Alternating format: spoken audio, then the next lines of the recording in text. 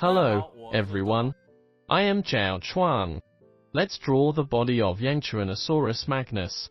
To draw a Yangchuanosaurus magnus, we must first emphasize its physical features. Its head was very round and huge, and its back was humpbacked. Its legs were not particularly long in proportion to its whole body. As a whole, it had the typical look of a large, robust carnivorous dinosaur. We can choose an angle that is not completely sideways and make it walk towards the viewer. Due to perspective, its head will appear larger, and its torso and the parts behind will appear shorter, especially the end of its tail. When drawing, we will focus on the proportional relationship between each part. At this angle, you can imagine its body as a cylinder, and this cylinder is slightly tilted towards you.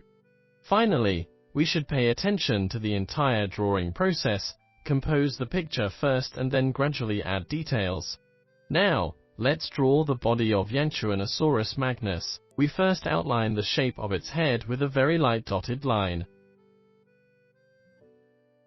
It had a relatively round head and a short and thick neck.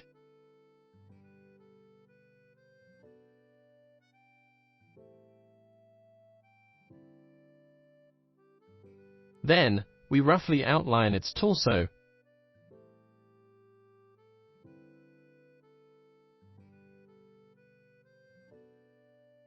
Followed by its tail extending to the distance like this. Because of perspective, the tail will appear shorter than viewed from the side. Its legs are about this long. Then, let's add details. First, draw the midline of the nose, and then the shape of its mouth. The front part of the mouth was curved downward like this, resembling a smile. The posterior part was sloped downward, and the outline of the lower jaw would correspond to it.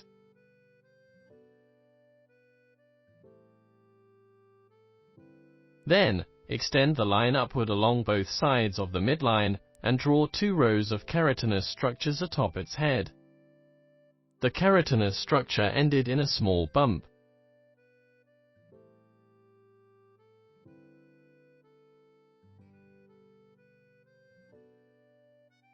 Next, we use intermittent strokes to add some thickness to this part.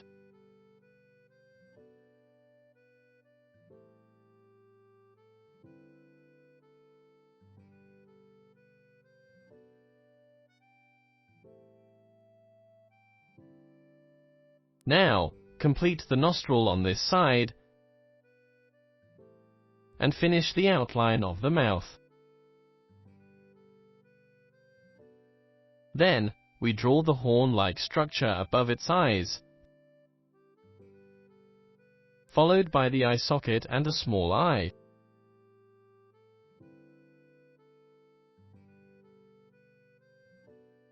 Draw the teeth on the upper jaw. Because they were covered by the lip, only a small part is visible. The lower teeth can be drawn longer.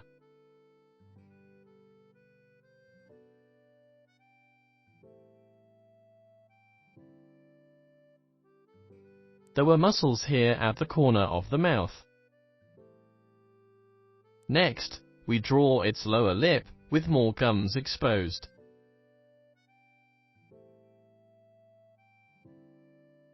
Show the visible teeth on the other side, in the gap between the teeth. Then, we come to the lower lip. The front part of the lower jaw was narrower, and the rear was wider. Now, we complete the other half of the nose along the midline. Next, we move to the rear part of its head. Show the temporal fenestra here and draw the ear. At the antipodal fenestra, let's draw some folds to show the structure of this part.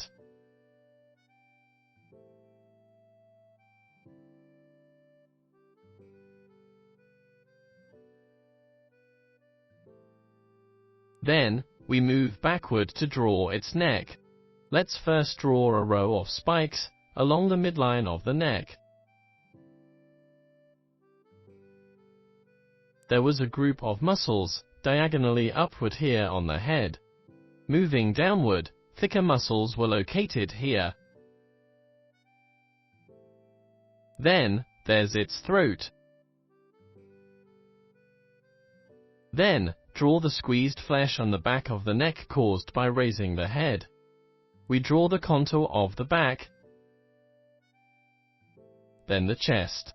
The chest bottom was flat, and on its sides were the shoulder blades and the muscles around the shoulders.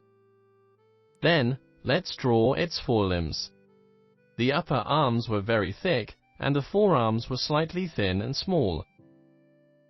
It had 3 fingers. The first was shorter. The second was the longest.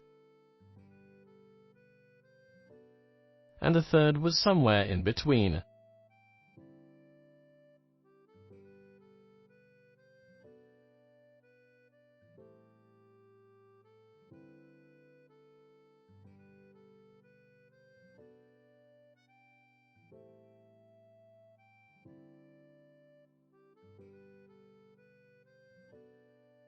Then, we outline the abdomen.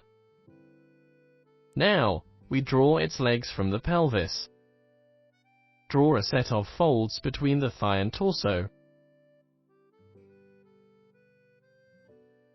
Draw some folds on the knee.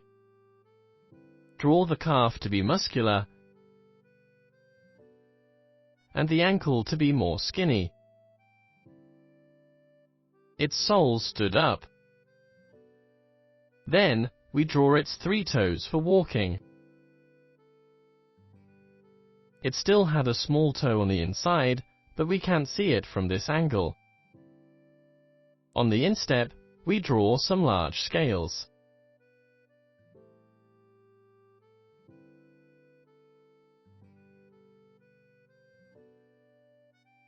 Then, draw the other leg.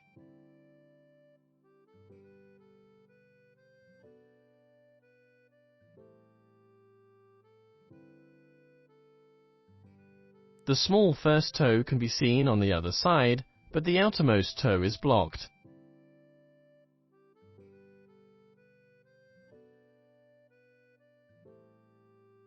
Now, let's draw some shadows at the base of the thigh and show the structure of the ankle. Next, we move to the tail. Draw the ischium first, then outline the tail.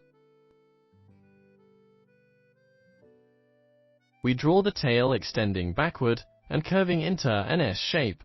Under the feet, we draw some shadows. Then, we add more details. Around the face, we add slight strokes to show its shadow. Add some folds on the body. Try to add them to the frequently bent parts, such as the back of the neck.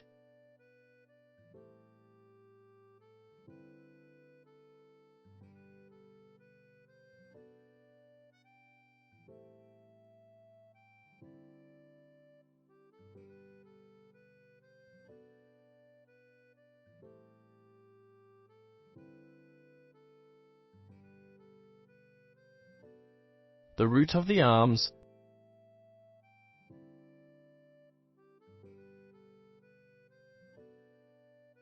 the base of the thighs, etc., and show them along its body structure. Draw the skin that connects the thigh and tail. Then, draw a boundary line on the upper part of the tail to show the upper and lower sets of muscles. Around the tail, let's draw some structural lines to give it more volume. Draw a group of muscles here to represent the structure of its body. Along the back, we draw a row of spikes. These spikes can be drawn in different sizes, extending to the tail.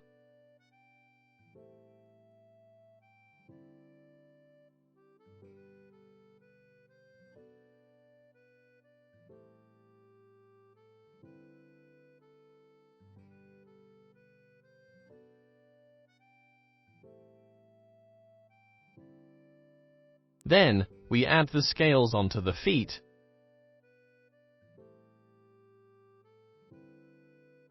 Add some folds at the ankles.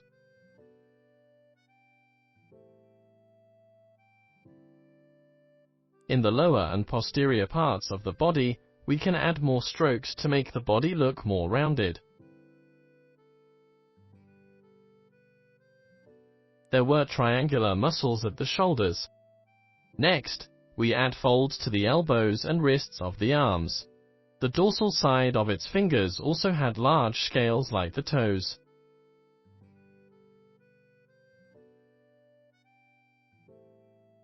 Now, we draw some folds on the throat and around the eyes.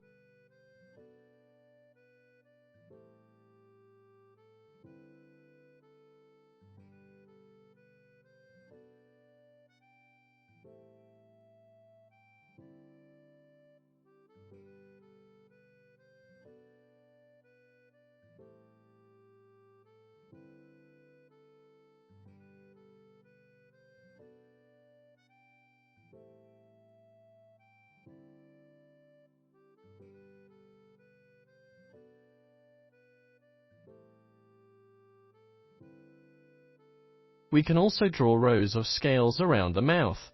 There is no need to draw them one by one. Just draw the boundaries between each row. Use intermittent dotted lines to show the rows of scales. Try to draw them as naturally as possible. Then, draw a shadow between the two hornlets to make the structure of the dinosaur's head look richer.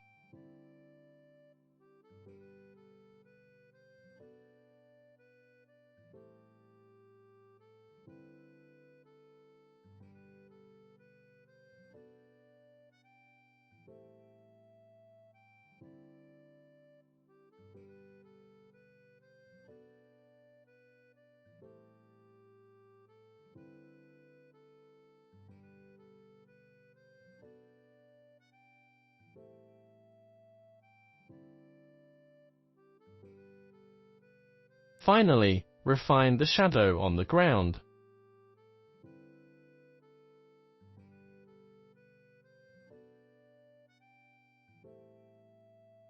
In this way, we've finished drawing the body of Yangchuanosaurus magnus.